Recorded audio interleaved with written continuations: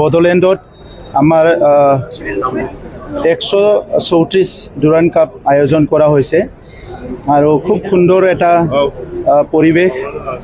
Indian আৰ্মিক মই বহুত ধন্যবাদ জনাইছোঁ। তেখেতসকলে আজিৰ পৰা 3 বছৰ আগতে আমাক এই সুবিধাটো দিছিলে আৰু বিশেষকৈ মই অসমৰ মুখ্যমন্ত্ৰী ডক্টৰ হিমন্ত বিশ্ব শৰ্মা ডাঙৰীয়াক ধন্যবাদ জনাইছোঁ।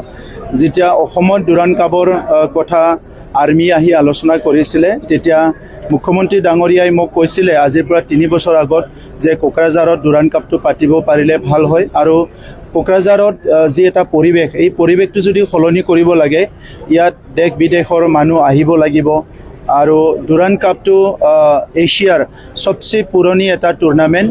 1888 এইটো আৰম্ভ হৈছিলে আৰু ভাৰতৰ বিভিন্ন অঞ্চলত এই ডুৰাণ্ড কাপটো অনুষ্ঠিত কৰে। কিন্তু বড়োলেণ্ডৰ নিচিনা ঠাইত বা কোকৰাঝাৰৰ নিচিনা ঠাইত তেখেতসকলে যোৱা 3টা বছৰ কণ্টিনিউ আমাৰ তাত ডুৰাণ্ড কাপ আয়োজন কৰিছে।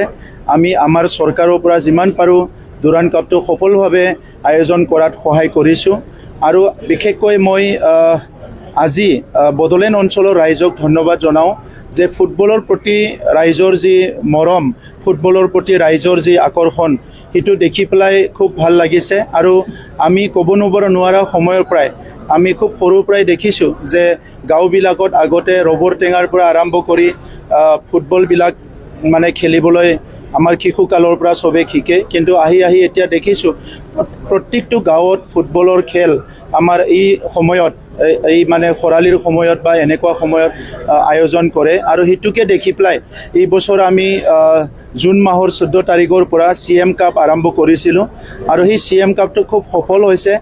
তাত আপোনালোকে চবেই গম পাইছে যে 3760টা ক্লাব আৰু প্ৰায় 67,000 প্লেয়াৰ্ছ ইয়াত অংশগ্ৰহণ কৰিছে আৰু এই আমাৰ যি ফুটবলৰ দ্বাৰা আমাৰ যুৱ যুৱতীসকলক এটা নতুন দিশলৈ আগুৱাই নিয়া, তেখেতসকলৰ মনত এটা পজিটিভিটি, যিবিলাক নেগেটিভিটিটো দূৰ কৰি এটা পজিটিভিটি আনা আৰু স্পৰ্টিং যিটো এটা কালচাৰ বা স্পৰ্টিং স্পিৰিটটো তেখেত মাজত আনি তেখেতসকলক খেল জগতত মাত্ৰ নহয় শিক্ষা আৰু বেলেগ কামতো তেখেতসকলক এনকাৰেজ কৰাৰ এটা পৰিৱেশ গঢ়িবলৈ এই প্ৰয়াস কৰা হৈছে।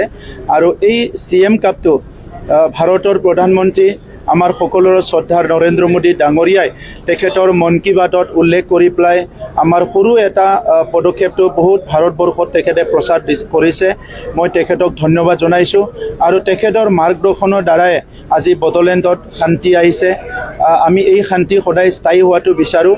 আজি শান্তিৰ নগৰ কোকৰাঝাৰত 3য়বাৰৰ কাৰণে ডুৰাণ্ড কাপ অনুষ্ঠিত কৰিব পৰাটো এইটোৱে কৈছে যে আমাৰ শান্তি স্থায়ীভাৱে আহি গ'ল আৰু অনাগত দিনতো আমি তেনেকুৱা নেশ্যনেল ইণ্টাৰনেশ্যনেল ইভেণ্টবিলাক বড়োলেণ্ডত অনুষ্ঠিত কৰিব লাগিব। তেতিয়াহে আমাৰ যুৱ যুৱতীসকলে এক্সপ'জাৰ পাব, তেখেতসকলে এনকাৰেজমেণ্ট পাব আৰু তেখেতসকলে এটা ভাল এটা পৰিৱেশ পাব য'ত তেখেতসকলে বিশ্ব জয় কৰাৰ এটা সপোন দেখিবলৈ পাৰিব।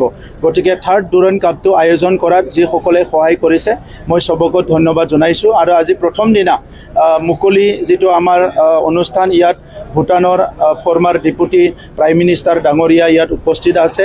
আমাৰ ইণ্ডিয়ান ফুটবল টিমৰ কেপ্টেইন সুনীল ছেত্ৰী ডাঙৰীয়া আজি উপস্থিত আছে। আৰ্মিৰ আমাৰ কমাণ্ডাৰ আছে। বহুতখিনি অতিথি হিচাপে আমাৰ মন্ত্ৰী UG ব্ৰহ্ম ডাঙৰীয়া সকলো উপস্থিত আছে।